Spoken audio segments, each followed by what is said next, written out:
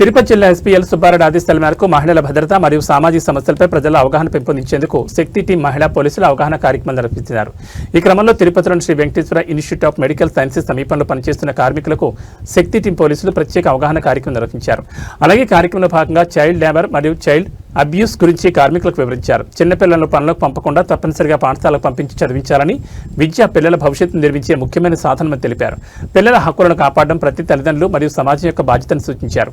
మరియు ప్రస్తుతం యువతలో పెరుగుతున్న డ్రగ్స్ మరియు మత్తు పదార్థాల వినియోగం వల్ల కలిగే ఆరోగ్య సమస్యలు, కుటుంబ సమస్యలు, సామాజిక నష్టాల గురించి వివరించారు.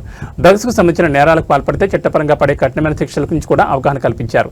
ఇదే సందర్భంగా మహిళలపై జరిగే వివిధ రకాల నేరాలు, మహిళల భద్రతకు సంబంధించిన చట్టాలు, వేధింపులు ఎదురైతే వెంటనే పోలీసులకు సమాచారం ఇవ్వాలని సూచించారు.